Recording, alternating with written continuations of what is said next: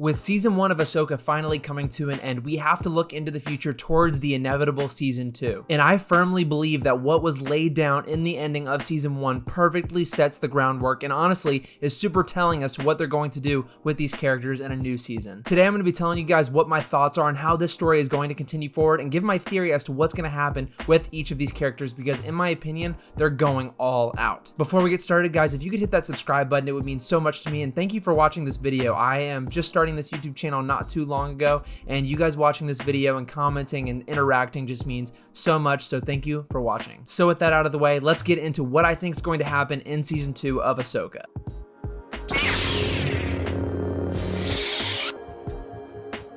First, let's talk about Baylan and Shin. These are two characters that we actually didn't see much of in the season finale, but when we did see them, well, there was a lot going on. Not so much for Shin, but especially Baylan. We see Baylan standing atop the Mortis god statues with the son next to him, as well as the daughter, but without a head. Now, this is because Ahsoka has taken over the personification of the daughter. She is sort of the embodiment of the light side of the Force. And we also see the owl Morai, which also symbolizes the daughter. Now, while Baylan is standing on the father's statue, right next to him is the statue of the sun. This is the god that represents the dark side of the Force. And I do think Baylan definitely symbolizes the bringing of the sun, and I definitely think he is sort of going to be betrayed as the sun. Because yes, he is a dark side user, but he's very wise and very methodical and very sort of, again, just wise. Now, we all know that Anakin Skywalker, who we have seen multiple times in the first season of Ahsoka, is definitely 100% the embodiment of the father, bringing perfect balance to the light side and the dark side of the Force, with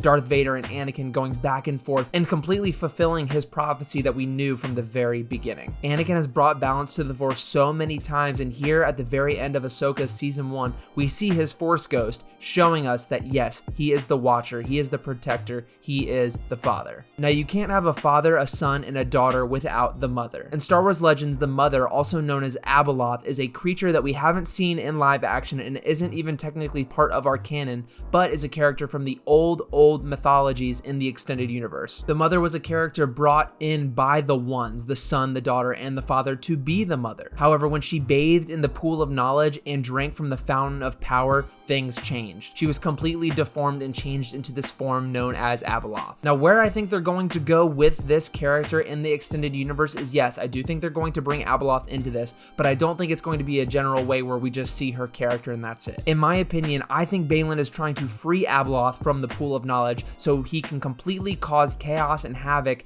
in the galaxy that he knows and he used to love. That way the cycle can be ended and they can start fresh. Now, I don't think Abeloth is just going to be freed from this pool and that's it. I think he's actually going to be using Shin to sort of serve as a conduit, as a symbiotic relationship between Shin and Abeloth. I think she needs a vessel, sort of like Venom and Eddie Brock. Now, while Baylan did sort of abandon Shin at the end of this season, I don't think he's completely done with her yet. She's finding her own way, she's carving out her own path, and I think Baylan is going to use her in the end to sort of, well, free Abeloth. And this would make Shin an even more compelling character, sort of fighting Abeloth within herself, or sort of taking the power that Abeloth gives her and using it for her own good. This also ties into a ton of extended universe storylines with Heir to the Empire, with Luke Skywalker, and as we know, Dave Filoni is set to direct and produce a Star Wars movie titled maybe Heir to the Empire. So while Thrawn is currently positioned to be the greatest threat in the Star Wars universe,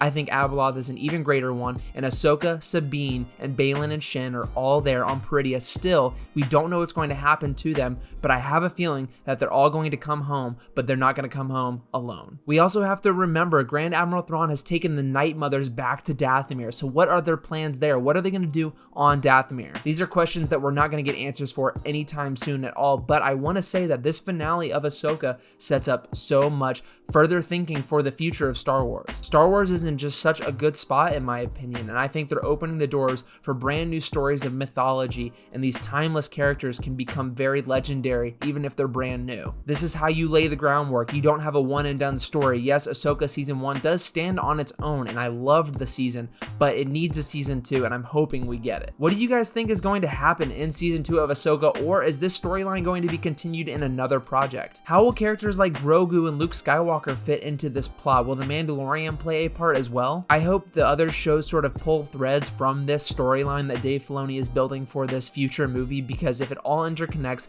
we could have a Marvel-esque meet-up, team-up movie. And I'm not saying Star Wars needs that, but I think it would be very cool to see something built up over the years and get a great payoff, while still having your standalone series do so well. In season 2 of Ahsoka, I really want to see Anakin's Force Ghost interact with her. We saw him at the very end of the first season, and I took this more as a tease. I don't think this was just a one and done and Anakin is finished. I think he's going to come back in a big way. We've got to see Anakin interact with Luke in some form or fashion, and we know Ahsoka and Luke have spoken before. But this new version of Ahsoka is much more enlightened, much more wise, and I feel like Anakin and her talking about things and sort of, I guess, still continuing her training would be an amazing thing to watch. Let alone the implications of him being the father, with these storylines converging on the holy trinity of the father, son, and daughter, and possibly even the mother. So down in the comments, let me know your thoughts on what you think could possibly happen in Ahsoka season 2. There are so many theories I'm reading online. I want to hear your guys' theories. I read every single comment, and I most likely will respond. So with that being said, thank you all so much for watching this video. It means so much to me. Again, hit that subscribe button and join us on the road to 1,000 subs, and I will see you all very soon.